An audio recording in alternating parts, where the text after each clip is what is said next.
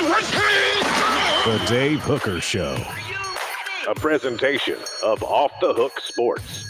Objective insight, expertise, top guests. Available on YouTube, Apple, Spotify, and the Off the Hook Sports app. Download now for free. Also available on offthehooksports.com. I compute and obey. Now to Dave Hooker. Ready. It is a Football Friday with Ron. What? Ron Slay will join us from 104.5 The Zone in Nashville, Tennessee. We'll get him to take the temperature of the Tennessee fan base in the mid-state area. Can Tennessee ever compete or top the Titans if they're very successful for a long amount of time in terms of interest in Tennessee? But no, really, it's a Football Friday with Fred. Fred will join us. So Fred White, Ron Slay, a monster show lined up today on the program. Let's start with the one, the only, Caleb Calhoun. How are you, sir? I'm doing good. I am feeling like a very smart person right now because I watched Billy Napier coach last night, and I'm like, wow, I could do better than that. You know what I like, though? He's very detail-oriented. Oh, yes. Really showed that yesterday in the game. It was so funny they said detail-oriented was all I heard 2 years ago at SEC Media Days. What does he do well? He's detail-oriented. What does he do well? He's detail-oriented. You know, like other people, like Spurrier, they'd say he throws the ball. Heupel, he runs an up-tempo offense. Saban, he's tough, but detail-oriented, that's all I heard. And he runs two dudes out there with the same number. I've never seen that before. Have you ever seen two dudes? Now, it's only been around for, about 10 years where you could have an offensive and defensive player with the same number. Wes said he tried very hard, and he did. But two dudes ran out there with the number 3. Yes, the detail-oriented guy. This is I can't wait to talk to Fred about this because I want to ask him too, like, what's more embarrassing? 2 guys on special teams with the same number or 13 men on the field with Derek? Like, who should be more embarrassed, Derek Dooley or Billy Napier at this point? I'm going to be real frank with you. I think it's easily 2 of the same numbers than 13 men with Chuck Smith. You're talking about going way back to the Derek Dooley era when he ran. I think he ran 6 defensive tackles and 1 actually made it back, but it's still 13 men overall. So no, I'm gonna have to say that. I mean, two guys with the same number, especially. I know you got first game jitters and stuff, but you look at the depth chart in special teams, and I see how it could happen because special teams you have some offensive and some defensive players, right? And if you didn't see that last night, it ended up being a significant factor in the game because it cost a possession, right? Because they ran 2 out there. They scored a touchdown on that drive. Yeah, they scored a touchdown on that drive. So they run 2 guys out there with the number 3, which you can have the same number. You just can't be on the field at the same time. So I don't know how you look at a special teams depth chart and you don't say, whoa. If Bob gets hurt, then Joe and Billy are in the game at the same time and they both have number 3. We need to do something here. The other thing it tells me is that Billy Napier is bending over backwards promising numbers in recruiting. Now, did you think about that? Because everybody wants single-digit numbers. And I wonder if one of those guys was told you can have the number 3. Whereas years ago, he would have had the number 38 and had to earn the number 3. I never thought about that, but you might be right about that. You're probably right. That does make sense. We're always forgetting this, and I talk about this a lot. I think Billy Napier's in over his head in recruiting because Dave, we you know this is where he also draws. Caleb, let me stop you for a second. He's in over his head in life. He's not a life champion. You're not a life champion. So nice right now. Well, okay. What we're realizing, because remember, Derek Dooley was hired because he could recruit, because he was a recruiting coordinator at LSU. Here's what we're learning. Guys, stop hiring people from Louisiana thinking they can recruit. It's not hard to recruit in the state of Louisiana, whether you're at LSU or Louisiana Lafayette. You know what you need to recruit in Louisiana? Gas money. Literally, that's all you need to recruit the state of Louisiana if you're coaching in Louisiana. Okay, we got a lot to get to on the program today, and it's not going to be all about Billy Napier, thank goodness, because just one laydown, and then it's time for Tennessee football. If you're watching this on a Saturday morning, we're with you live weekdays at 10 a.m. So we're going to discuss some prop bets for Tennessee, Virginia. That should be fun. Also, the ACC has added Stanford, Cal, and SMU. We've got Fred White. We're going to look back on that Florida game and what he'll be looking for when the Vols play Virginia. There are goals outside just the score when you play a team like this. And then Ron Slay will join us, and we'll get his thoughts on Tennessee's presence in Nashville.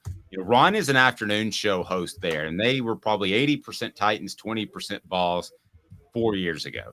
Now they're probably, I would think, a little bit closer to 50-50, but we'll talk to him about that and get his thoughts, what he expects from the Vols this season. And the guy knows all sports. I'll go ahead and promise you that. So if you think a basketball player on a football Friday, no. He'll give us great perspective, and he'll also answer today's tough question, which will be, can the Vols ever be bigger than the Titans in Nashville? We want to congratulate the nasally one, John Adams, for getting inducted into the Knoxville Sports Hall of Fame last night. He didn't even tell anybody about it.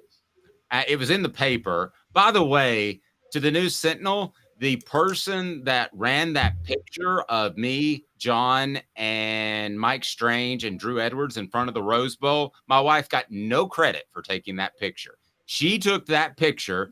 If you can pull it up at some point. Oh, I've seen that picture of you. Yeah, you had red hair. Yes, I don't anymore. But my wife took that picture and it just said provided. Hell no, it wasn't provided. It was provided by my wife. So give her a little bit of love. Photog Shanda. And did she also film you? Because there's a video of you on YouTube right now, Dave, from like 2013 catching balls from Eric Ainge. Did she film that or not? No, trying to catch balls. No. I caught the first one. And the second one was a pass from 10 yards that you never would have thrown in any sort of game. It was like, you know how you put touch on a pass? And he was embarrassed I caught the first one because he threw it probably about 80%. And he threw the next one as hard as he could, and I couldn't catch that. And then they've edited it and everything, but he's got a noodle arm nowadays, so what does it matter? But what Tennessee Vol, before we really dig into it, is most likely to be in the Knoxville Sports Hall of Fame one day. That is on the roster right now. Knoxville Sports. I got mine. You ready for mine? I think we might have the same one, but I'm going to see who you're going to say first. You go first. I think it's going to be our guy Cooper Mays. Oh, there you go. Well, I tell Knoxville kid. I tell you who it is for me. It is my guy Jacob Warren, because he had a good career like Cooper locally.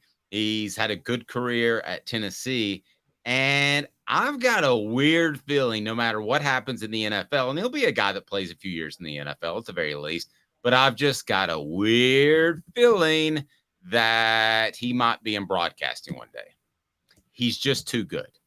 He's just too good to turn that down, so I'm going to say that he's in broadcasting, and it's kind of cumulative sort of thing, like the Basketball Hall of Fame takes into account college and broadcasting sorts of things. So that's my prediction, is that Jacob Warren is the guy on the roster that will make the Knoxville Sports Hall of Fame one day. What do you think about that? I like it. I still like mine better, but I think Jacob Warren is right there. So I think both of them could do it. All right. Anybody else that even comes to mind? I'd have to. Tyler Barron. He's from East Tennessee. Yeah. So here, you don't have to be from East Tennessee if you just live. No, I agree, but I think it helps being from Knoxville. I think. Boy, the Gators are bad.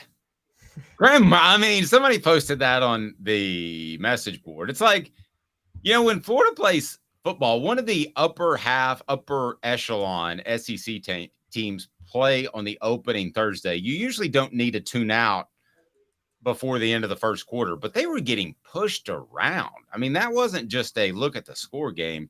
That was a whole lot bigger mess. I mean, I really feel like they're going down the path of the decade of dysfunction, as Mark Nagy called it in his book. I don't see that thing turning around anytime soon. Now, I'm not selling the Utes short. The Utes impressed me. I feel a lot more confident than the Utes can be in the playoff conversation than I did yesterday And I thought that as well. So I'm not surprised the Utes played well. I'm just a little bit surprised that Florida just played that poorly. Here we go. It's time for some prop bets for the University of Tennessee and Virginia, as they will play at noon Eastern time in Nissan Stadium.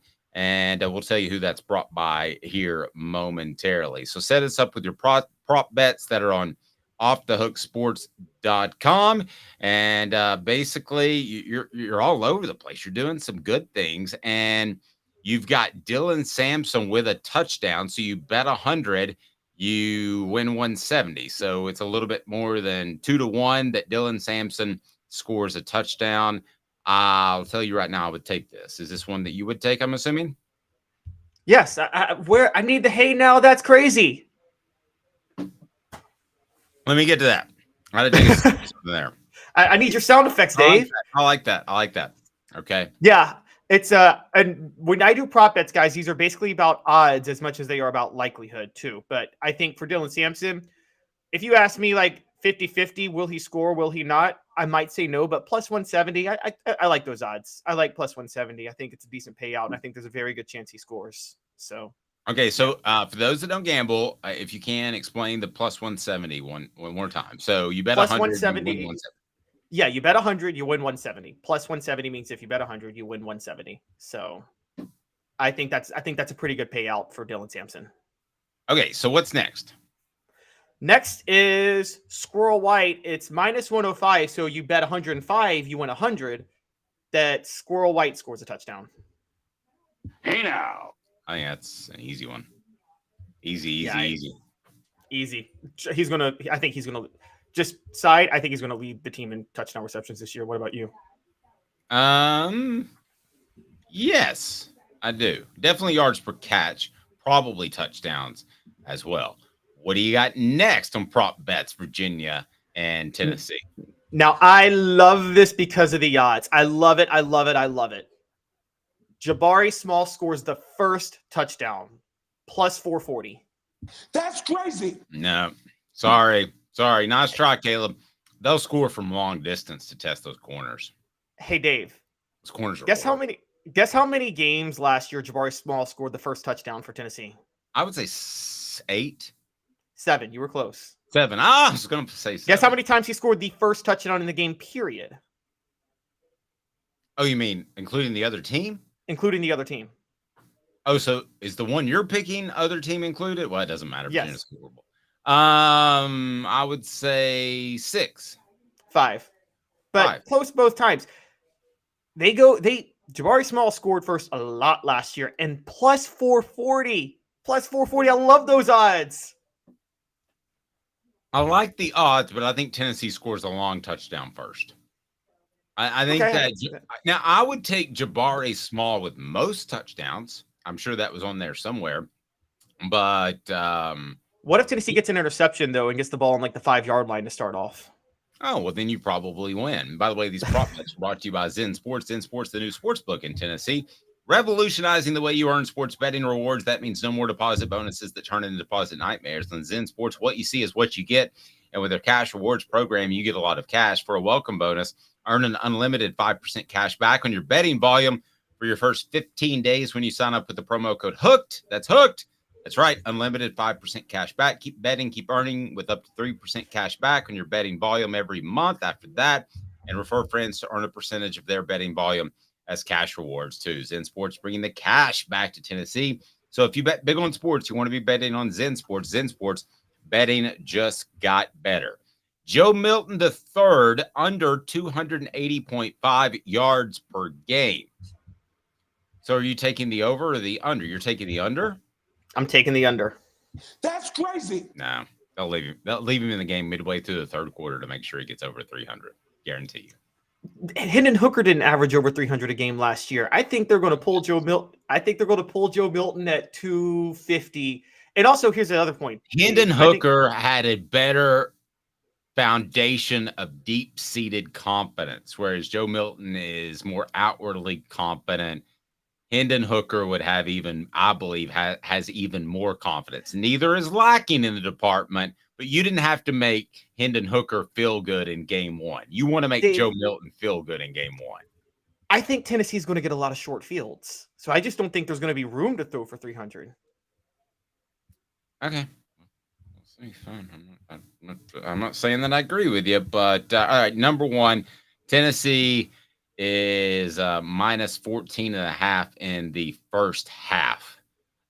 So you believe Tennessee will have more than a 15-point lead in the first half? Yes. Hey now. I can't argue with that. Seems spot on to me. Yeah, Tennessee's going to in 2021, they dominated the first quarter. Last year, they dominated the second quarter. What do you think, Dave? This is actually a decent question. Do you think they'll be a first quarter team or a second quarter team this year? Which quarter will be stronger for them? They were primarily a second quarter team, right? Last year. Yeah, they were second quarter last year.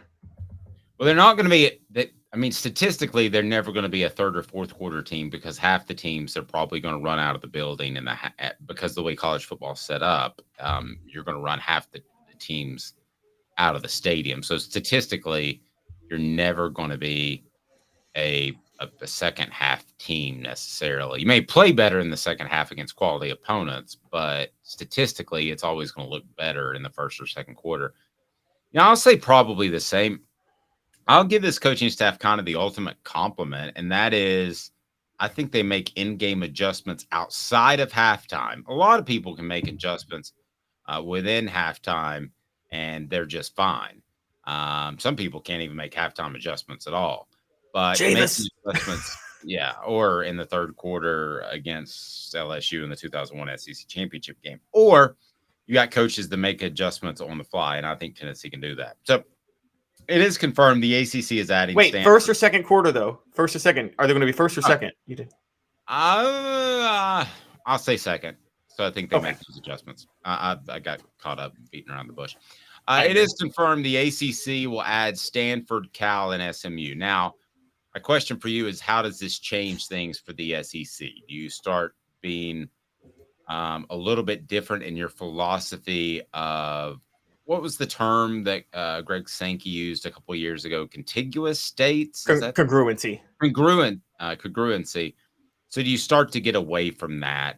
There's still a Washington hanging out there. Notre Washington Dame, I State. guess. There's a Washington. But what does that do? Yeah, it's Washington State and Oregon State. Washington and Oregon are already in the Big Ten. Are going to the Big Ten. Oh, so you can't even. Oh, you can't even get. So you can't go get what? I mean, I don't know that anybody's out there other than the ACC teams in Notre Dame. I mean, then they would all be congruent. Yeah, I think the SEC should stick with congruency. Well, they don't really have a choice. But I don't think they need to either. The one thing I'll give UMass? the one thing I'll give Greg Sankey is I'll knock him for not getting better TV deals, but the advantage the SEC has, or the South footprint, your footprint is in areas where you can get a lot of great revenue-producing colleges. So, I mean, and you can get a lot of stat-producing 330-pound dudes that can move. That's what makes the SEC inherently different than every other place in the country. They're, 70, 80% of the guys. If you want to look at the defensive tackle list of 4- and 5-star guys, I bet 70% are from the South each and every year. Yes, because I've thought about this because Iowa and Wisconsin is like a pipeline for elite offensive linemen. But Dave, you know this. You can coach up somebody to be an offensive lineman. You can't really coach somebody to do what they need to do as a defensive lineman. They just got to have the raw physical ability, don't they? Well, yeah. I mean, you just gotta have. It's rare to be 300 pounds and have fast twitch muscles. I mean, you don't see those guys bounce around a lot. You see somebody that's 300 pounds out in daily life. He's usually not springing from spot to spot in his particular chosen job. So now, when I look at let's look at the player rankings real quick. So let's pull that up, and let's go ahead and think of this as the section of the program where we say why the SEC shouldn't really be affected by this latest move. Maybe that's the direction we're going here. So if I look at defensive linemen, the top rated dudes, So I'm going defensive lineman. They don't bring them up. They don't seem to break them up by defensive tackles. What am I missing here? Okay, so just defensive linemen. So I'm going to pick the 300-pound dudes. Okay, 300-pound dude, Illinois. So far I'm an idiot. Man, a lot of these guys aren't 300 pounds anymore. Football's gotten so light again. But let's just take the top 10, for instance. Defensive linemen. Now, some of these are borderline guys that could end up being edge rushers, or they could be defensive tackles. One, Williams Winery. He's from Missouri. Technically, that's the South, I guess. And then a kid, Breland, out of California. You have David Stone, Bradenton Academy. That is in the South. Justin Scott in Chicago. Edric Houston, Buford, Georgia. Camarion Franklin, we know him. Mississippi. Dominique McKinley, Louisiana. L.J. McCray, Florida. Dylan Evans, Texas, technically the South, if you want to count that as the Southeast now, and Jeffrey Rush out of Mississippi. So out of those top 10, now that's just a quick look at it, all but 2 of the top 10 highest rated defensive linemen. So you can break them apart according to 247 by edge rushers, but you can't break them up by defensive tackles. But out of the top 10 defensive linemen, 8 are from the South. 8 are from the South. 8 are from states that the SEC is already in. And yeah, so, and I mean, not only that, let's just, going through it again, Florida, Georgia, Mississippi, Louisiana, Florida. 6 of the 10 are from the original SEC states, Mississippi, Florida, Georgia, which have charter members of the SEC. So, I mean, you're right. And we know Mississippi produces, I talked about this yesterday, Mississippi probably has the most freakishly athletic people in the country. It's just not that populated of a state. If there was only one SEC school from Mississippi, if it was just Ole Miss or Mississippi State, that would be a program on the level of Alabama.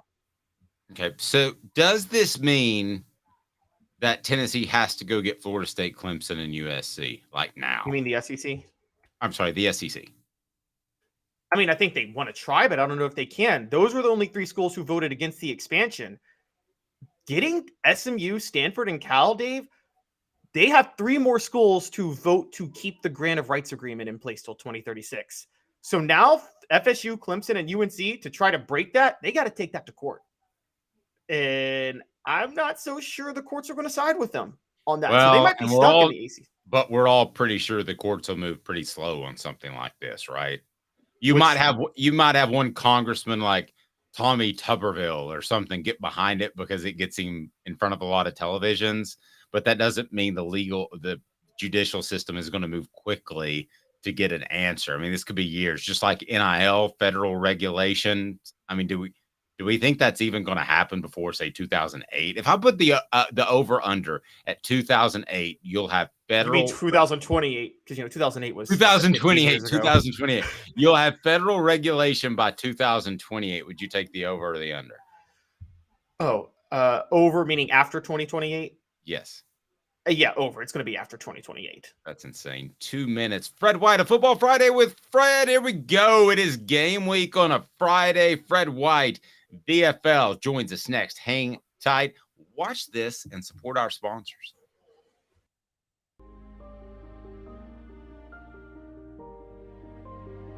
Our family has been creating one-of-a-kind pieces of jewelry in West Knoxville since 1986. Each piece is a combination of unique processes that bring your idea to life.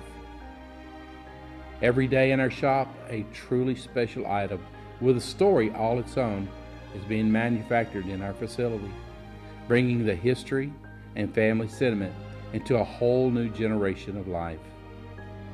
We're grateful that you chose us to be Knoxville's best jeweler, a title that we value and respect. Because to me, being a jeweler and owning a jewelry store are not the same thing. I'm Rick Terry. I'm a jeweler, and we want to be your jeweler. Kingston Pike and Campbell Station Road in the heart of Farragut, and downtown on Gay Street right next to the Tennessee Theater. Hi, Mike Davis here with City Heating and Air, reminding you to always dare to compare. Our team provides quality local heating and air service, installation, and maintenance across East Tennessee. We use only the best equipment like American Standard heating and air conditioning for your residential, new construction, or commercial needs. Honesty, dependability, and customer satisfaction have been the cornerstones of our business since 1961. City Heat and Air. There's your man. These mountains hold and defend a spirit far better than moonshine. A drink that holds flavor that becomes necessity. A hard cider made and relished by folk who are as hearty as they are legend. A refreshment that can only be found in one place. With a taste that makes you say, give me 3 bottles of the good stuff. Tennessee Cider Company, where necessity can be found. What's up, everybody? This is Jacob Warren, asking you to like, subscribe, and share. Dave needs this. Let's get it going. It's a Football Friday with Fred White. Here we go. Who's this guy? Hello, wizard. The Dave Hooker Show, Who? a presentation of Off the Hook Sports, What? YouTube, Apple, Spotify, and the free Off the Hook Sports app. Back to Dave Hooker. Why wait? Let's bring him on in. Fred White joins us now. We love him. He's on with us every Friday. And he is, I can go ahead and make the announcement now, Fred. It's super cool. So one of the things we want to do is make schools safer. And that is one of the things that our friends at Herald Group Security Solutions are doing, along with protecting CEOs. They want to provide security solutions for schools. So that's one of the things that we're going to be promoting that we feel like is going to make the world a better place. HeraldGRP.com. That's Herald, HARRELL, GRP.com. And they will bring you that Sunday show with Fred. I couldn't come up with a better name, Fred. I did the best I could. I'm okay with it. Back in my wet days, I would come up with something really creative. I just have a couple pops and then something just flows right out. But I'm not nearly as creative when I drop the IPAs. So, but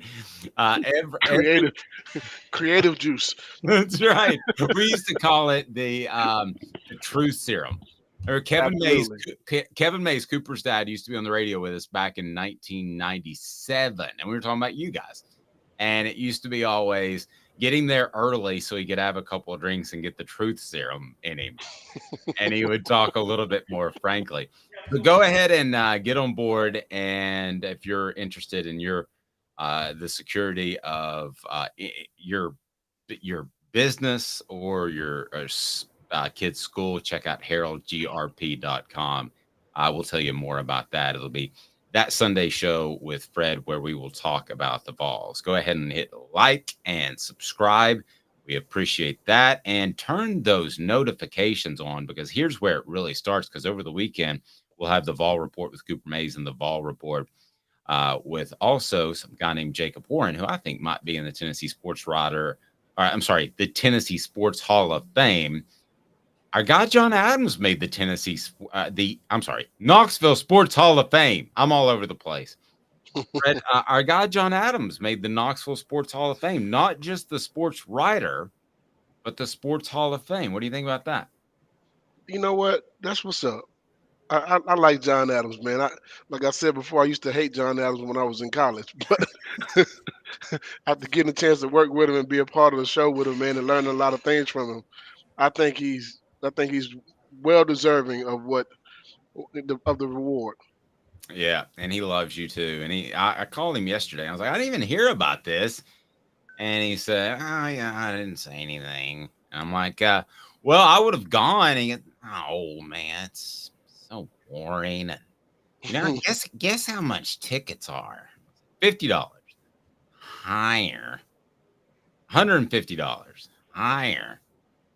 $200. Yeah. So I said, then I wouldn't have gone. And he goes, yeah, that's exactly right. All right. So here we go. Let's get off and rolling, and we want to talk the University of Florida. Hit that like and subscribe button to get us going. It'll be Cooper Mace. Coop, what should we do? What should we do? Coop here. First down. That's the wrong button. Guys, I'm so excited about football. I'm all over the place. Cooper Mace here. Hit like and subscribe. All right, we will do that, Coop. And it is time for 4 Downs. And it is brought to you by our friend Andy Mason, AndyMasonRealEstate.com. 4 Downs. 4 questions. 4 answers. The Dave Hooker Show. 4 Downs. A presentation of OffTheHookSports.com. So I got the down set, but Travis kind of jumped in there and gave me a good one. So this is like a pregame stretch. How happy are you that Florida stinks like a dead possum, man? How bad were they last night, Fred? You know what? I'm so happy because here's the thing. We went through that stretch when we were not so good as well. And it's a cycle, right? I think it runs its cycle. I'm sincerely hoping that it's Florida's cycle to go through that same situation that we went through for the last 10 or 15 years before we got our coach that we need. Watching them, that first touchdown pass was 70-something yards, I was sitting there thinking, uh-oh, there's trouble in paradise. Then as I watched the game go on, I'm thinking to myself, this is a Billy Napier coach football team. They kind of look like a Big Ten football team, how slow they played, lethargic. And it just made me realize, you know what? I don't know if these guys are going to be able to make it through the SEC schedule. They played like that against Utah.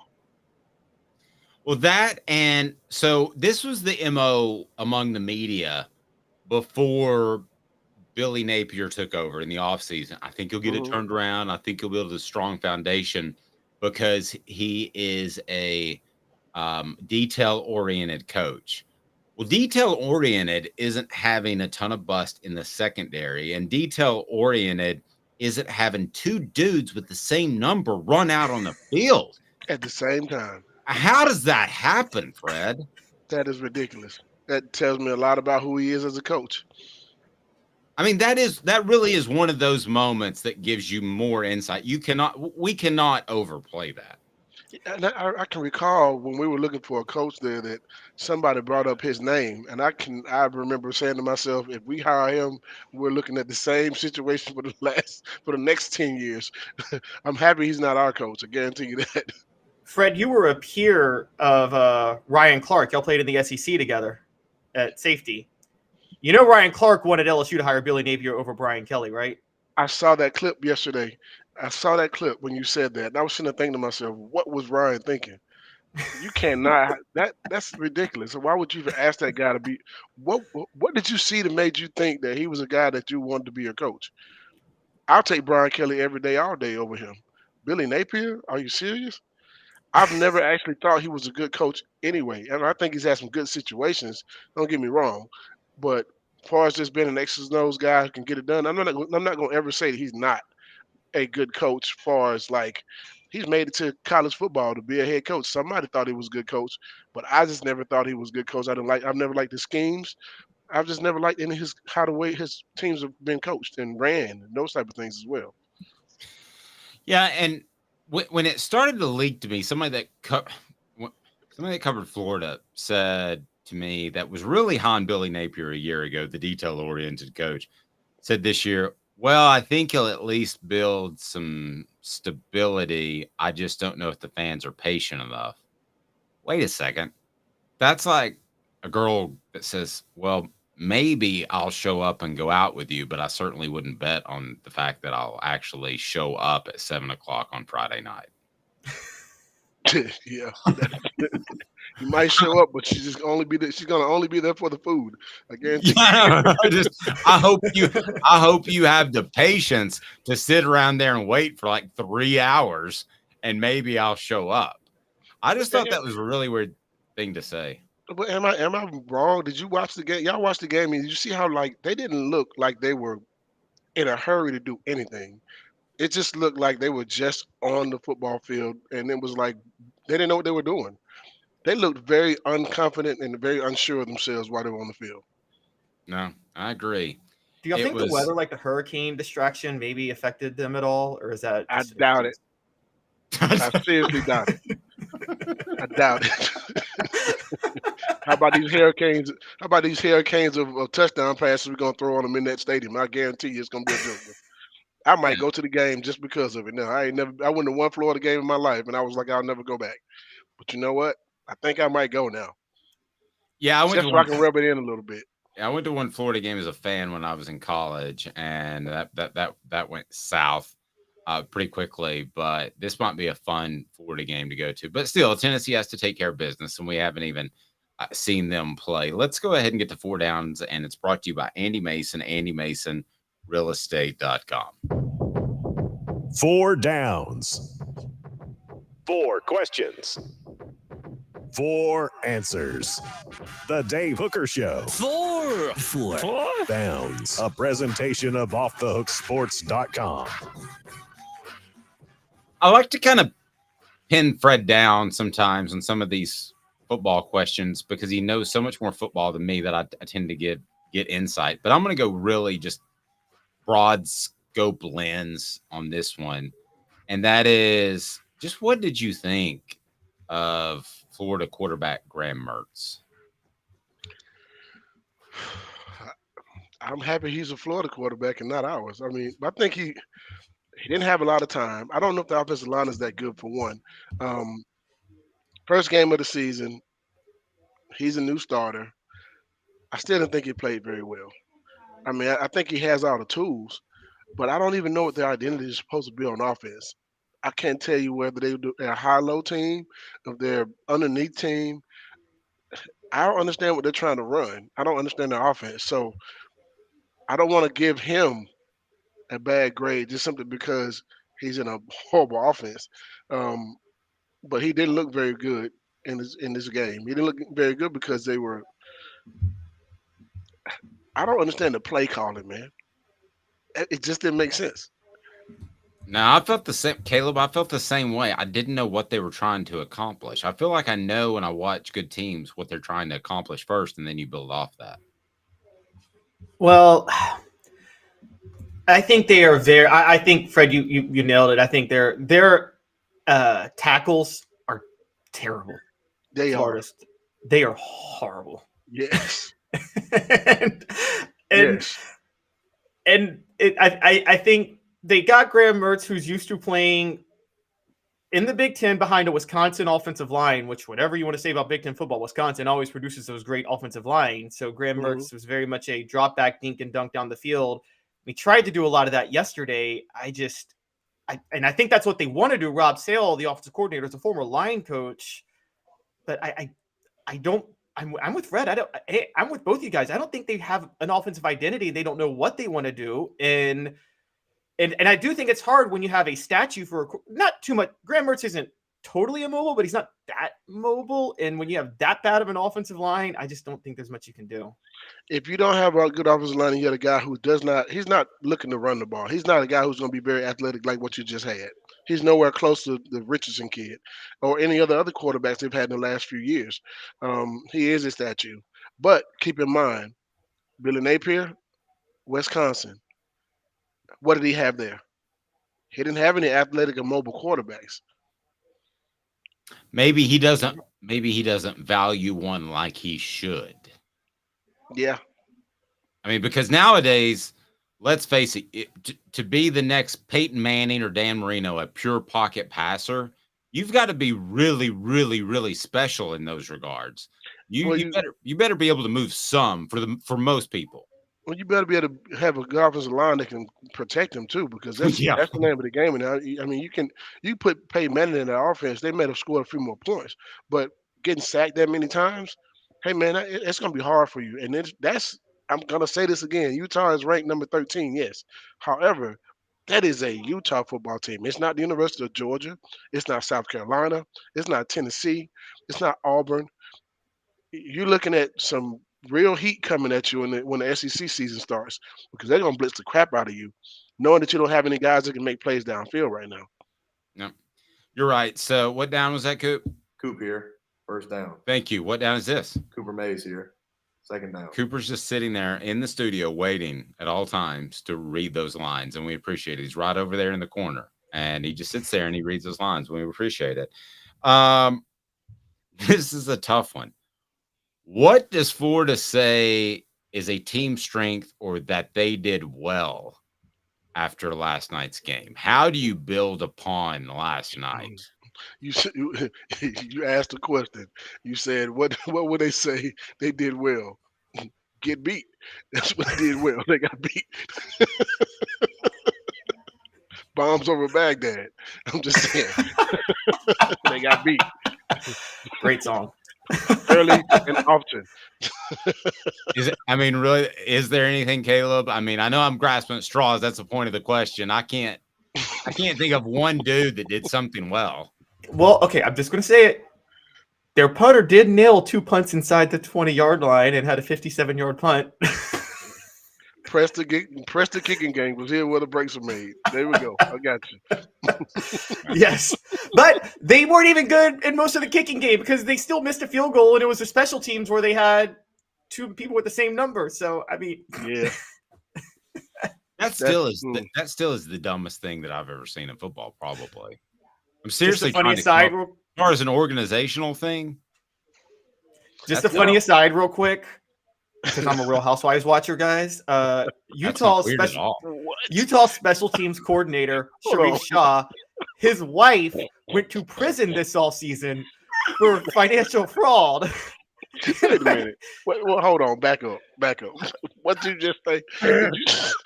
Did you just say I'm a Housewives watcher? I watch the Housewives. I watch it on occasion, but that means old school VCR setup. Record at 7:58. You try to just say that like it was just cool. Okay. I'm sorry. Fan of the shows. But Real Housewives of Salt Lake City, Jen Shah, is married to Utah special teams coordinator Sharif Shah. She went to prison this offseason because she was stealing money from senior citizens. So if anybody should have had the mistakes on special teams, it should have been Utah because of all the distractions. And Florida still managed to out-incompetent Utah on special teams. The Gainesville PD needs to pick up Billy Napier for stealing money from the University of Florida. Yeah, because he's going to get fired at some point. They're going to have to pay him all his money at some point. I mean, hey. The quickest way to be a multi-millionaire is to be a college football coach and get fired in 2 years. Amen to that. And there used to always be 3 or 4 years, but we're going to get to the 2. All right. What down is it? Hey, Coop, over there in Studio 3B. What down is it? Tennessee center Cooper Mays here. 3rd down. Thank you, Coop. I appreciate that. It's 3rd down. You're a Tennessee player watching that game last night. What do you take from it? Because I know you want to be confident, Fred, but we've had a lot of Florida games that have cropped up over the years where I sit back in the media and said, this is a Florida team for the taking. Tennessee's better, and it didn't shake out that way. So what would you hope Tennessee's players' mindsets are after seeing the Utes beat Florida? And you got to take into account also the last few years of the head coaching position, the difference there. I think we're head and shoulders above where we were when it comes to coaching staff now, with Josh and those guys. I look at this Florida team, though, and they didn't – even those other teams that may have lost the game or didn't play very well, they may not have played very well, but they won the games. Or they were in it. They weren't in this game whatsoever. They didn't look very well coached, for one. They looked like I know a few of our old school teams that with horrible coaches – after Coach Fulmer, I'm just going to say that first, that were kind of just didn't know what they were going to be doing on the football. They didn't look confident. They didn't know what they were doing on the field. They didn't look like a Florida football team from old. So I look at this group and say, unless you're going to have a drastic change in your locker room as far as leadership goes, I don't see them winning 6 games. And this is not his first year. I mean, Fred, this is supposed to be a detail-oriented coach, and you come out there in year number 2, and listen, if Ohio State, Alabama, Georgia, Tennessee, Southern California, I could list off about 8 schools that are just talented and or have great coaching. If they come out and beat you in year 2 just because they're better than you right now, I get that. but to look poorly coached in year 2, ouch. I bet you right now that Lane Kiffin is kicking himself, and also the University of Florida is kicking themselves by not hiring him when they had the opportunity to. I think that was a big mistake on their part, and I think I just saw somebody say that in the thing. I think Lane Kiffin will be at Florida next year. I do too, because that leads. Yeah, I'm gonna go ahead and go. And Lane wasn't offered it. I can tell you that with a very good source. But I bet he'll be offered it because of this question. Coop in Studio 3C. All SEC center Cooper Mays here.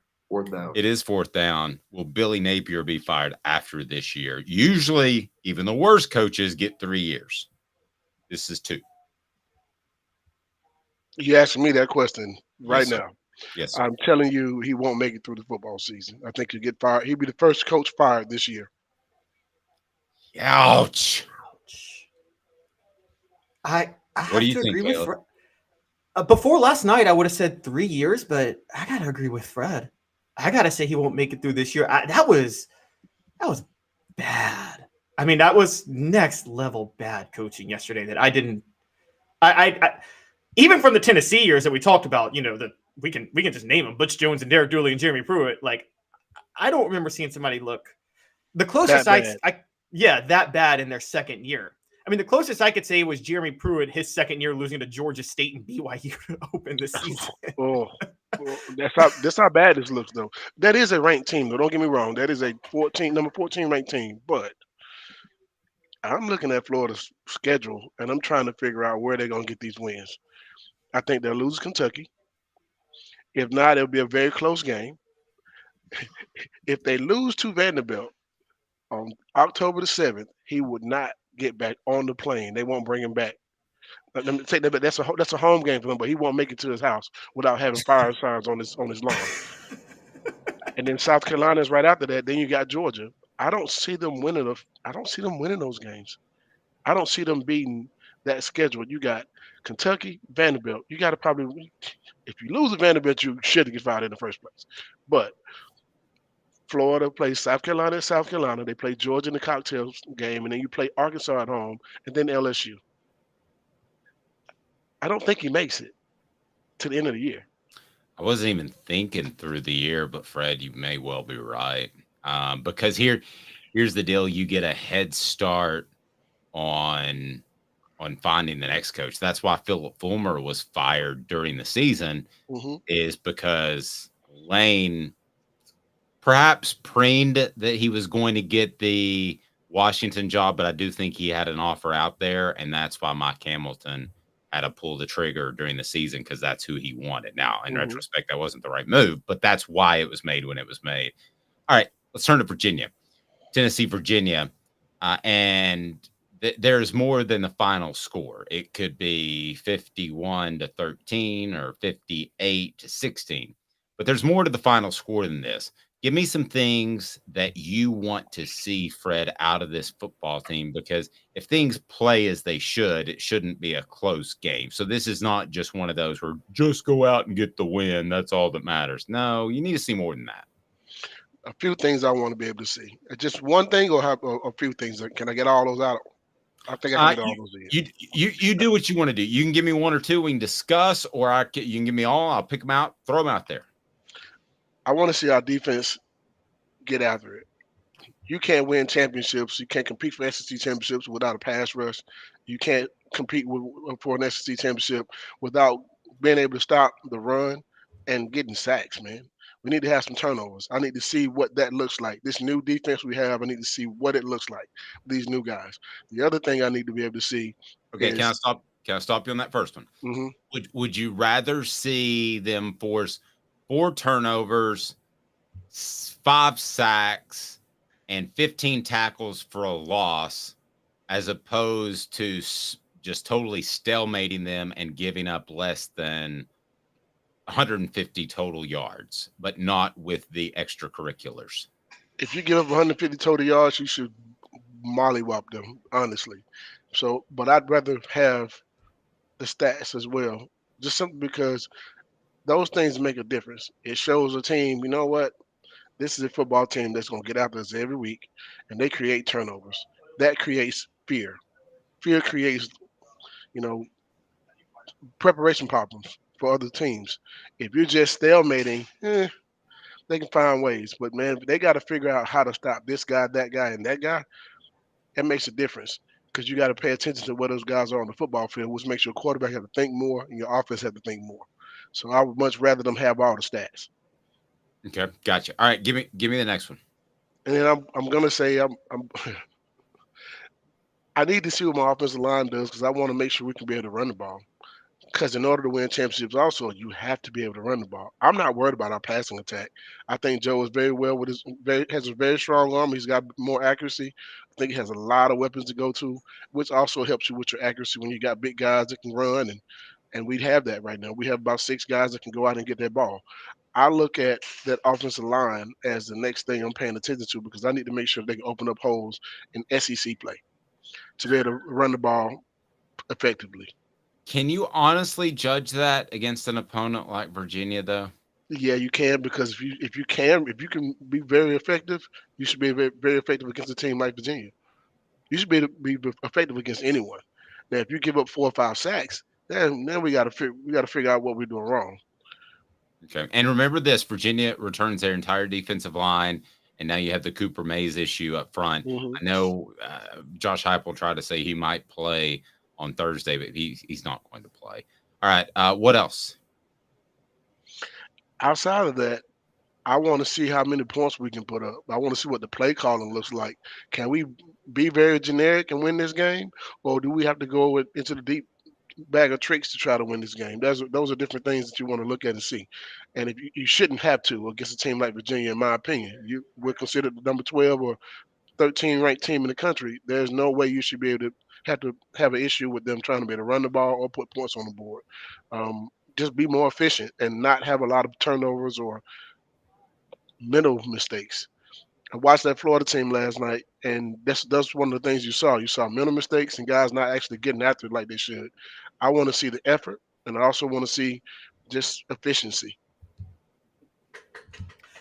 Fred, it's funny. We talked with John Adams earlier this week about there was that whole rumor that Tennessee almost hired Tony Elliott or something like that. We talked about Florida. Tony Elliott and Billy Napier share something in common, which is they were both offensive coordinators under Dabo Swinney.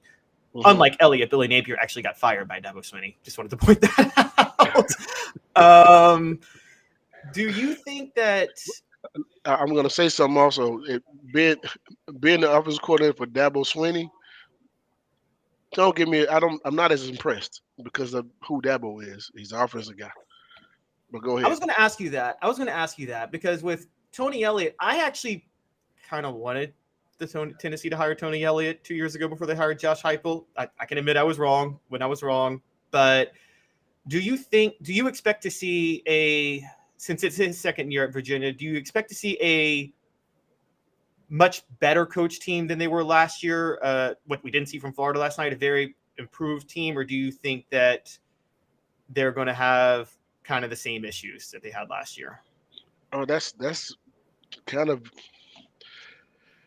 I'm expecting to see a better football team. I think he's a better football coach than maybe not. I think he's a better football coach than Billy Napier, in my opinion. I just don't think they have the talent across the board. Now, I think he will throw the kitchen sink at you early to try to get you on your heels and also stay in the football game. It's kind of that shock and awe type of situation. You got to try to figure out ways to beat it, because then I don't think they feel like they can muscle up with us and manhandle us all over the football field. I think some big plays are going to have to be made for them to even stay in the game. So I think those are going to be some of the things we're going to see from this football team. But can they sustain that for 4 quarters is the question. How do they look when they're down 21-0?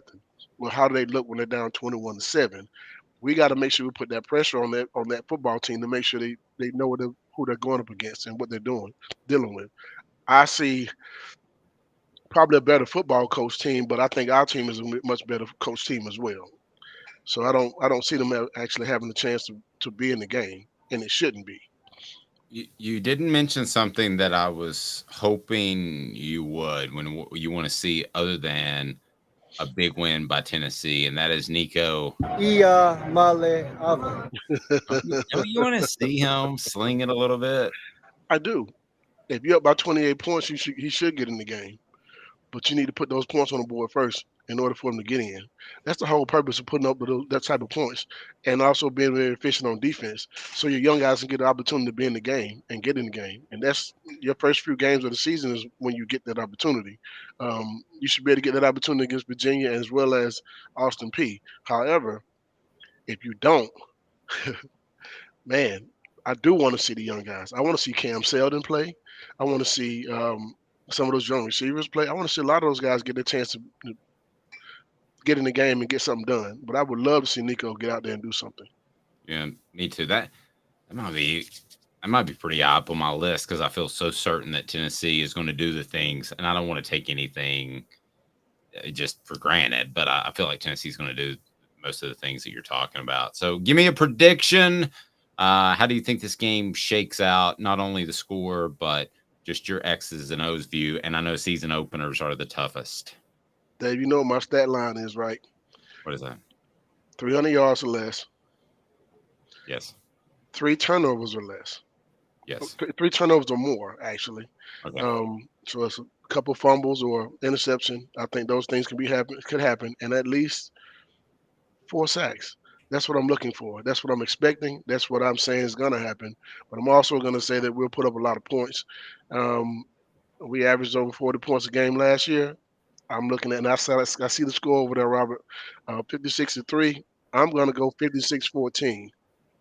Oh, 2 touchdowns. I'm going to go 58-9 because I think that ultimately if they get in the red zone, that Tennessee's speed and quickness is going to be too much for them even to be able to get open. And I think Tennessee will have that sort of pride as the offense scores a lot. And I'm sure you've been in situations where the offense is playing really well, and you want to hold up your end of the bargain. So, Fred, where are you, by the way? Man, you know, I came to get my wheel replaced. I guess I hit a pothole in Atlanta, and boy, if you know about our potholes, they're the size of New York rats. But, so I had to come to Mavis Tire to get my wheel replaced.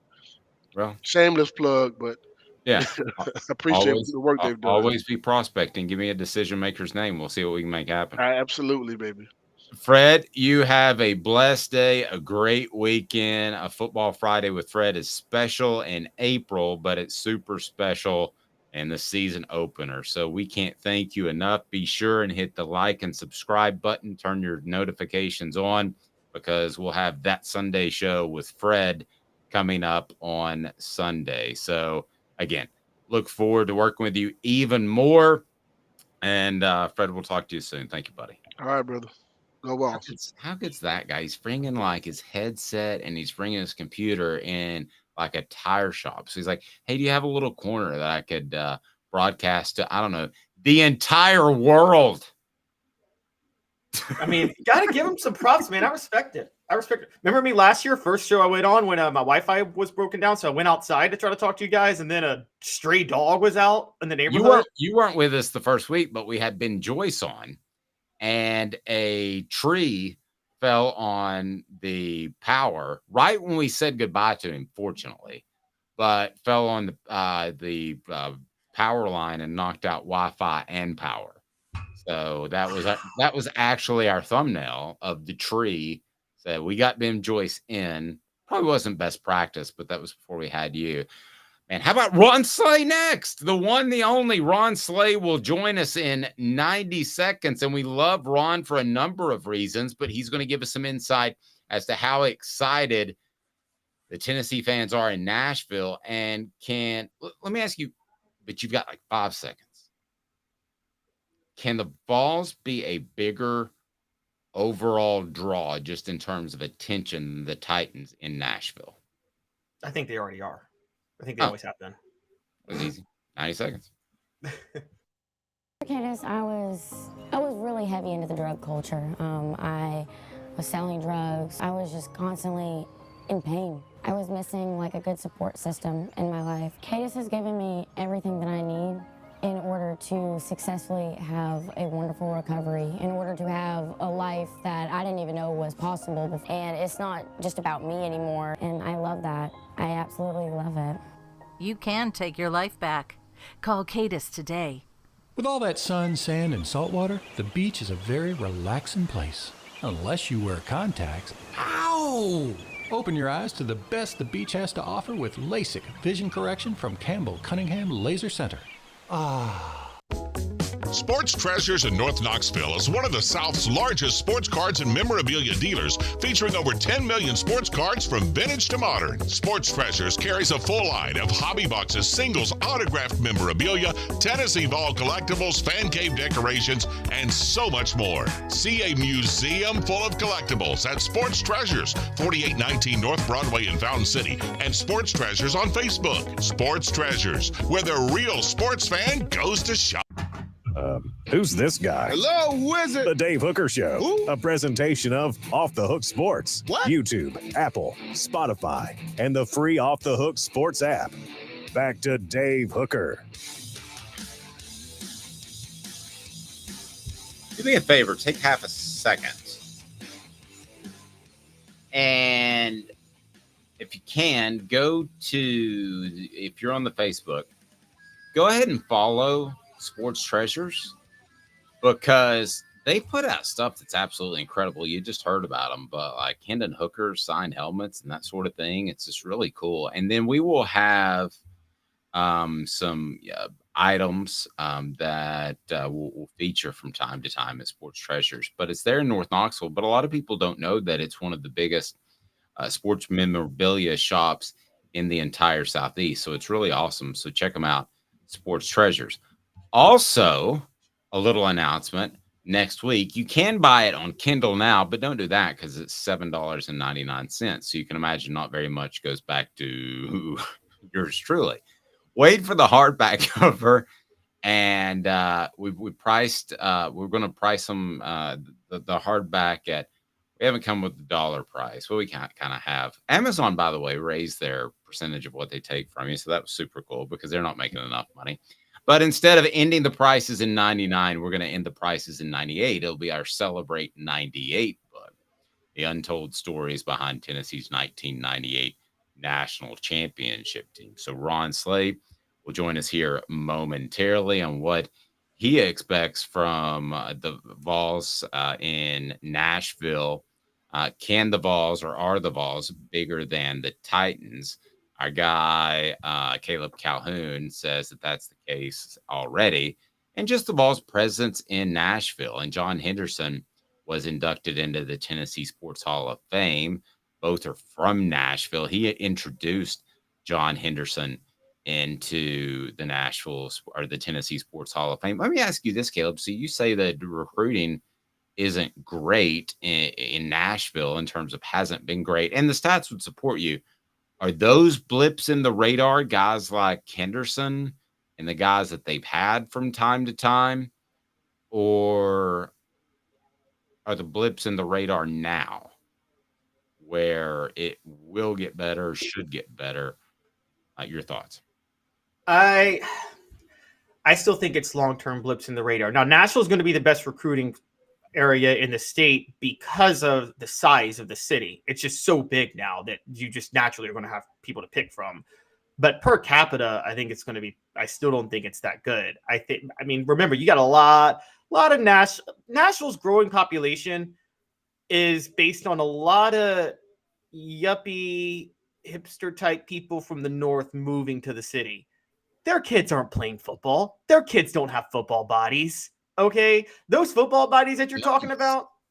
Yuppies. Ron Slay will bring him in. Ron, when is the last time you've used the term yuppie? For me, it was about like 1993. Hey man, I don't even remember that. I think I might have accidentally said it when I was talking about some hush puppies or something. But Caleb brought that one back, boy. He reeled that one on us right there. Speaking of when this is like a lot of. My son is checking into UMass as we speak, and it's his first day, so it's check-in day. I remember my first day. It was a guy from up north. His name was Dave, so we nicknamed him Dave too. I didn't know him, and I took him to Captain D's. We tried to bond. It didn't really work, Ron. And he goes, "I'll take the catfish and the okra." And I'm like, "What is okra?" And I said, "Do you mean okra?" And he goes, "Oh yeah, I guess. Is that like French fries?" I was like, "Not exactly." Yeah. You should have went on to him. You know what? You just stay here. Matter of fact, you keep this car. I'm gonna get on up out of here, man. I'm headed on back. I didn't have a car. Oh, well, see, there you go. And he was 21. So what he lacked in personality, he made up for in other areas. Understood. Everybody got to have a college experience. Everybody serves some purpose. Right. Let's get to today's tough question, and it's brought to you by City Heating and Air Conditioning. Today's tough question with Ron Slays now. Today's tough question. Take a side. Take a stand. The Dave Hooker Show, a presentation of offthehooksports.com.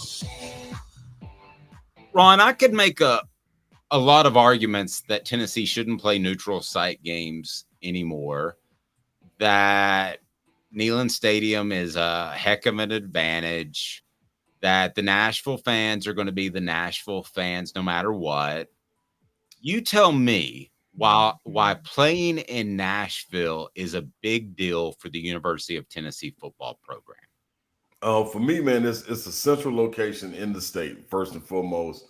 People can come from each side, like as close as it seems, and as much bleed orange as you get from West Tennessee. A lot of people don't like making that trek. I'm gonna be honest. Like, that is a long, straight, boring drive from Memphis all the way to Knoxville. Like, it's a boring drive from Nashville to Memphis. So add 2 more hours on it. It's really like, oh man, I'll sit this one out. Or I'll maybe go 1 game a year. If you can get it right here in Nashville, man, and get everybody coming from Alabama, you get them coming from Kentucky, you get them coming from West Tennessee, and so forth and so on. I think it's prime location. I think it's something, when you look at recruiting, you got to be able to get here, and be able to circle the wagon and circle the state. That's a part of it, kind of planting your flag, if you will. I think that's what, when you relate it to basketball, I think that's what was so important about the Memphis-Tennessee basketball rivalry. You kind of plant your flag. I thought that was a great idea for them to have a central location and play a neutral site game here. So with Heupel and them getting back here, even if it's once every 3 years or whatever it may be, it's essentially another home game. You just don't get the extra 40,000 that you're going to get up there in Neyland, but you know what I'm saying? You will get it out there in the parking lot. So I think it's going to be a phenomenal time, led by the tailgate tomorrow, starting off at about 8 in the morning, and everybody will be rocking, man. It's something you got to have. You know what I'm saying? If you want to plant your flag in the state, why not go to the capital of the state and let them know who really runs the state? Good point. I can't argue with any of that. Yeah, I mean, I agree. From a fan's perspective, I totally agree with Ron. As somebody who has made that trip from Knoxville to Memphis, and back and forth way too many times, being from Memphis, it's fine to Nashville or back. But you're right, that drive from Nashville to Memphis seems like it's never ending. It's eternity. It's got that one long S turn where if you're not paying attention, you could easily just drive off the road. Yeah, and also, if you were Nashville to Memphis is flatland. It's more like the Mississippi Delta. So there's no mountains, no scenery. It's just, it's almost like the Midwest at that point. Absolutely. Yeah. So Ron, one of the things, so I agree with you on that point, but from a recruiting perspective, even if everybody's going to disagree with me on the Nashville talent, right. Does it really do Tennessee many favors? Because doesn't Tennessee already kind of have a lock on Nashville recruiting? Can't they just get whoever they want out of Nashville anyway? You would think so. But I think the bridges that have been burned in the past by this coaching, the few coaches that came in, especially this last staff with Coach Pruitt and them, like it was a turn your nose up Tennessee coming into town. Like, I'm telling you what I know from coaches now. Coaches would be like, "No, we all right. We'll catch them another time," or something like that. Like, it was a turn your back on Tennessee, because Tennessee, in a sense, had you thinking that we're too good to recruit here. You know what I'm saying? Y'all, we shouldn't have to recruit here. Y'all will just come if you're going to come. If not, we're going to go to Alabama. We'll go to Georgia. We'll go to Florida to get guys out of there. But I think it was such a turnoff. It's more it's more important now than ever to make sure you put a fence around the state. And I think this is the way to do that, because recruiting is not a gimme. In my era, yes, without question. 90s, early 2000s, even a little bit 2010s, like it was okay. It was still good. But man, after that, man, and after the dumpster fire that we had up at Tennessee, like it was, you got to get back in and polish it up and put the product back out there and let people see who you are. That family atmosphere is back at Tennessee, and that wasn't welcoming throughout the state anymore. When it came to recruiting, you ask kids nowadays, they weren't thinking about Tennessee. Like it was an afterthought. I'm talking about 5-star guys coming in. You might get one, you know what I'm saying? But the majority of them, they're going elsewhere, man. And that was a problem. So I think right now it's back in a better place. And then for it to stay in a better place, you got to continue going around and knocking on those doors and, you know what I mean, letting people see your face. It was nothing like going to school and I'll be sitting at lunch and I hear, hey, Coach Foreman's in the building. You know what I'm saying? Like it was, whoa, hey, y'all, hey, everybody. Hey, man, who are you here to see? You know what I'm saying? It had that aura about it. When it got to Dooley and Butch did a solid job. I'll give Butch credit. Butch did a solid job. But as far as getting the guys that's 3 stars in the state and things of that nature, if you wasn't a 5-star, Butch wasn't coming to get you. Pruitt, he didn't even think about it. You know what I'm saying? Now you're starting to get that stigma back of hyper coming around, and it's like, oh, you sitting up and you perk up a little bit more because you know Tennessee coming around, and that wasn't there before. Sorry. Go ahead, Caleb. Go. Yeah, I just want to make a quick comment with the Pruitt thing. About 4 years ago, I was on a podcast called Forever I Love Atlanta Sports Podcast. I want to give them a shout out. The guy there told me, he said Jeremy Pruitt told him personally that he didn't think Nashville talent was any good whatsoever. So he said the only place he went for talent in Tennessee was West Tennessee and Memphis, and he thought the rest of the state's football talent was terrible. See what I'm saying? Wow. see what I'm saying? Well, he was just in general, he was a real dodo bird. like, and even if you think that, you don't say that and come out and act that way. Like I can come out and put a face on, you know what I'm saying? And then once I get home, be like, oh, man, I'm never going down there again, dude. I can't find no talent down there. That's different than saying I ain't going at all because they ain't got no talent. Like at some point, the pendulum got to come back and swing again. And once again, you see Tennessee bubbling with talent. Right. And when the pendulum swings and there's a John Henderson, you better have a presence there and not have to start from square one. You feel what I'm saying? Exactly. Without question. It's so crazy you talk about it, because I don't think that people realize in recruiting how Tennessee has lost basically a generation of kids that they have to win back over. My son's 18, and I can remember Tennessee football if I'm working or whatever, or it's a replay. And, you know, first of all, he wasn't attuned to even caring that the game was on. And second, he's like, oh, did they blow it again? I mean, and he's a nice kid, you know, he's not trying to be mean, but that's just the tenor that was laid for 10 years, Ron. Yeah, that's exactly what it is. I'm still struggling now with guys anywhere from 10 to 25, some 26, to get them in a headlock and tell them, dude, this is not the way it is for Tennessee. I promise you, what you have experienced through your lifetime, your young lifetime, this is not the way Tennessee looks. This is not how they operate. Like, I promise you, this will be over. So now you go into events and people are looking and saying, oh, man, look at Florida, man. We got to play Florida. What's going to happen? No, man, Florida got to play Tennessee. That's the problem. You know what I'm saying? Like, it's switched. So we got to get that mindset back to that. But you can't blame them because that's all they've known. It's been a decade of just, golly, revolving door and a little bit more than that. But to see it finally coming back around, and you see the people older than me and my era looking at it like, see, I'm trying to tell y'all don't understand. Like that Alabama feeling, that was a feeling all the time. You could look for those once to twice a year, anytime. I'm telling you, this is how it's supposed to go. So to see it getting back that way, you just got to hold them steady. Hold them steady, Dave. Don't let them. They'll try to turn their head out and keep it. You know, we don't need no ADD. We don't need no distractions kicking in. We don't need none of that stuff. We need the kids focused, man. We're going to take all their phones when Tennessee playing from now on and cut them off. Ain't no more looking at social media or anything. We need them focused, man, so they can see exactly what it's supposed to be, man. And this is what it is. Okay, so let me ask you this, because you take the calls on 104.5 The Zone with Brent Doherty and Don Davenport, and you guys have one of the top shows out there, in my opinion, nationwide. And I'm just curious, when you put your finger on the pulse of what the Nashville sports fan thinks, and also you're 6'7", 6'8", so you're recognizable when you go out in public. Do you get asked more about the University of Tennessee or the Tennessee Titans? Man, hey, listen.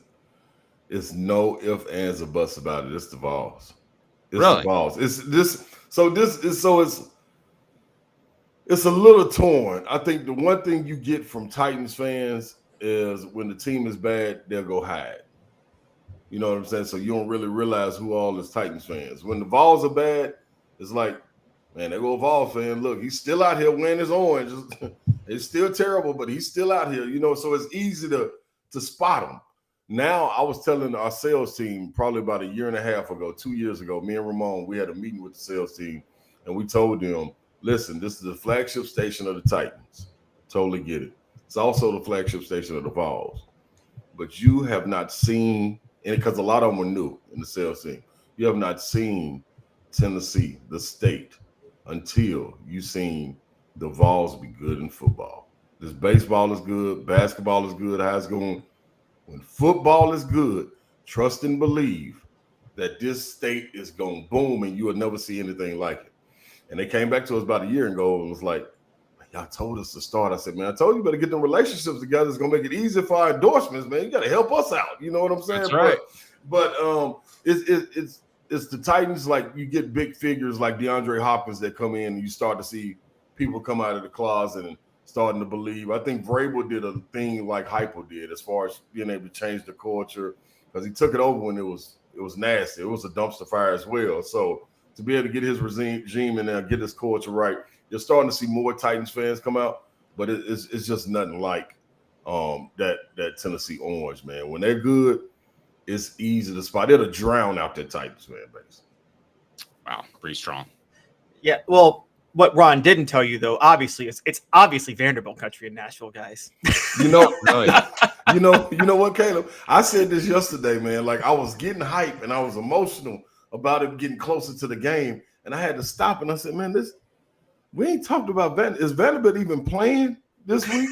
And they got a home game against Alabama A&M. I'm like, dog, like it's like you don't hear it. Like it's amazing, man. And I think Candace Lee is doing a terrific job over there as the AD. She's hiring in the right direction with Stackhouse, Shea Ralph, Clark Lee, all of them, man. They're getting them on board, getting them rocking the right way. The funniest thing about it is, man, out of the SEC, only one school in the SEC has a base that is a major city, and it's Vanderbilt. And it's so difficult to get people there. Like it's amazing to me, man. Because I remember early 90s, I used to try to sneak into Memorial Gymnasium and see them play. You know what I'm saying? Like that was a part of it. You know, I remember their football teams and stuff. I remember they used to play Tennessee State. It was the truth. But man, it just kind of whittled away, man. And I hope they can get it back, man, because it'll be good for the SEC. It'll be good for the city. You know what I'm saying? And then when Tennessee and Vanderbilt play, then it won't look like it's just Tennessee coming down the street to one of their houses that they got in the subdivision that they want to stay at. Ron, I don't want to shortchange the Titans because they've certainly been relevant lately. They've been knocking on the door. But at the end of the day, is it like a Mike Tyson fight? Like you can work as hard as you want to, but if Tyson's at his best, and as far as popularity in Nashville, if Tyson's at his best, you can do all you want to, but you just ain't going to beat him. So if the Vols are at their best, is there anything the Titans do to overcome that? Yeah, they got to go to the AFC Championship. They got to go to the AFC Championship, win it, or at least get to the Super Bowl, man. I think Tennessee, the Vols, they can go like they did last year, be right there on the brink of greatness, you know what I'm saying, lose, and then get to an Orange Bowl, and you see what it is. You see the bubbling and everything. you take it on the flip side of that and look 2 years ago, the Titans are one game away from the AFC championship game, and they got the number 1 seed in the AFC. You know, get a bye, this, that, and the other. They play the Bengals and lose. Yeah, I know, believe me, I know. But they play the Bengals and lose the way they lose, and it's unforgivable. Like, it's like, okay, we tear the whole structure down and let's start over. Tennessee, instead, you look at it and you say, okay, let's build on this. Let's build on this. Let's build on this. And that's the difference, man. I think when you look at professional franchises, it's not as much of an attachment also that you're going to get from college fan bases and the college that you went to and the college that you support because of the revolving door of franchises in professional sports. So the attachment kind of leaves, you know what I'm saying? If you got a guy for 2 or 3 years, they're gone. It's like, okay, it's business. Now I got to go root for him. If I want to go root for him, he's in Detroit. It's a little different. So I do think Vrabel has done a good job, though, of being able to keep that mainstay right there, keep some pieces in place, and have some pillars right there. And hopefully they keep on building, man. But I don't understand it, man. Like, the people I don't know if I'm too close to it or what, but it's like, man, one bad game can erase the whole great season. It's like nothing. It was all for nothing. You know what I'm saying? So that's the tough part. That's the tough part for me. I know Caleb was going to jump in here and close this out, but the one thing I love about Ron, and I mean this, Ron, percentage-wise, you change my mind, because I try to be open-minded in a lot of my thought process. Yeah. You change my mind more than anybody that we have on the show. Yeah. And it's because I said yesterday, neutral site games are dumb. Why wouldn't you have every game in Neyland Stadium? And now I'm thinking, I might write a column on offthehooksports.com talking about how it's the exact opposite column that I felt so strongly about 24 hours ago. And I mean that because you're so well thought out. That just because they lost those people for so long. They did. I'm sorry to interrupt. I just wanted to give Ron a random comment. I appreciate that, Dave. Either I'm making you dumber or one of us getting smarter. I'm willing to take both. I'm cool with it. Well, it's all about content. There you go. Well, Ron, sorry, you're not changing my mind. I'm not that easily malleable. It's cool. We just need one. That's all we need. Well, now he's in the minority. Yeah, see what I'm saying? I don't conform. So, Ron, do you think one of the things that helped Tennessee stay the Vols, I guess you have to say the favorite team in Nashville, was when they had their fall off was kind of right at the same time the Titans had theirs, you know, the firing of Jeff Fisher. And I don't care what anybody says, I think he sabotaged the franchise because he didn't like Vince Young. And I blame Jeff Fisher way more than I blame Vince Young for that. And I'm still never forgiving him. Then I called him Mike Muncrack instead of Munchak because he coached like he was on crack all the time. And what was it? Mike Reinfeldt, Rustin Webster, just some of the worst people running the franchise. Do you think that maybe helped Tennessee that at least when they were down, the Titans were down too? Yeah, I don't think it hurt. That's one thing for sure. I don't think it hurt at all, man. I just think that you have something to grasp to when you grabbing for straws when you talking about professional sports. You know what I'm saying? And they didn't really have that franchise guy. Then when you have it torn also, like Bud wanted Vince, Jeff wanted somebody else. You know what I'm saying? And it kind of tore not only the fan base, but it kind of tore them. You know what I'm saying? And a house undivided like that is bound to fall. And that's exactly what happened. So, I mean, the house divided, not undivided, but a house divided like it fell. And that's exactly what it was. So it took time to build it back up. You know, you look at the ownership now and Miss Amy, it's totally different. It's ran totally different. She honestly runs it like a college program would be ran. You know what I'm saying? All you hear about Tennessee, and I think the reason Tennessee even went down was able to thrive is because somewhere along the line, you still had the family in it. You know what I mean? It might be in a crazy family. Like, there's going to be some fights at the family reunion, but we still going to have one every year, and we always going to come back to it for the same reasons that we always come, because we're going to laugh, joke, this, that, and the other, and love at the end of it. The Titans, you didn't have that. You know what I'm saying? So while one was descending, one was still staying the same. and it was going to be okay. You know what I'm saying? So I do think, to your point, that it didn't hurt. I ain't gonna say it helped. It just didn't hurt that the Titans were floundering. You know what I'm saying? But Vols, man, I think they always gonna be there. As long as you have the right people in command with their hands on the steering wheel that are not driving blind. You know what I'm saying? You can have hands on the steering wheel, but you can also be driving blind. I think they got their eyes open, and it's okay to pass it. Hey, man, I'm sleepy. Who's driving next? Danny White. Think Chancellor Plowman don't want to scoot over? Yeah, cool, take it. Now, we might do 1,000 miles per hour instead of 80, but we still going to get there safely messing with them. You know what I'm saying? So I think it's in a good situation, and it'd be hard to see a drop-off coming for either organization, honestly. As long as Miss Amy is intact and holding it down with the Titans, I feel the same exact thing for them, too. Yeah, you can have your hands on the wheel, and the officer will still say, "Sir, have you had anything to drink tonight?" It's a guarantee. You can get a DUI sitting in a parked car. That's true. Which I always thought would be the most embarrassing one. Ron, I got piled on earlier by Fred White and Dave. Are you a Real Housewives fan, or am I the only one? You are. The reality show. Yes. No, man. I love the what's my girls back in the day, the four of them. Eva Longoria and them. Oh, you actually like the show, Desperate Housewives? Yeah, I was cool with that. You know what I mean? I was cool. They brought this Real Housewives. These people, man. There should be a Real Housewives of Nashville, though. Come on, Real Housewives of Nashville would be great. Them people gonna be out there crazy, man. They're gonna be drinking all the time, man, sleeping, and you know what I mean, trying to go to yoga and all that. Nah, man, ain't gonna be entertaining enough, man. Real woo girls of Nashville. Real woo. Now that right there, now you got action right there. Take them on Broadway, baby. I would watch Real Kid Rock of Nashville. I would watch that. Dude, can you imagine? Okay, so I'm gonna give you one. As a matter of fact, let me show you this. It's all right. Here, look at me.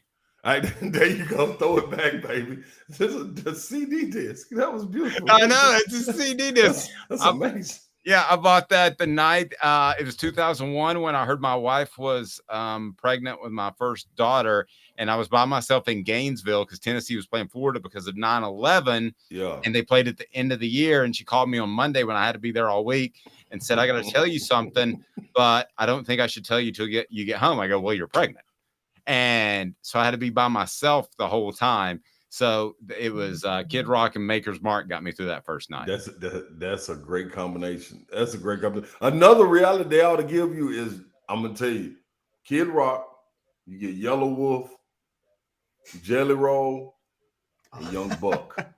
And Young Buck. Give me them four. Give me a reality Young Buck show. with those three would be. Wait, where's All Star? What about All Star? Now, Star, he's gonna be a guest appearance. You know, we got to have him in as a guest appearance, like all the time. But those, give me them right there. We got something, man. I'm telling you, that's gonna sell right there. Hey, Ron, speaking of which, we need Bubba Sparks back on College Game Day, right, Ron?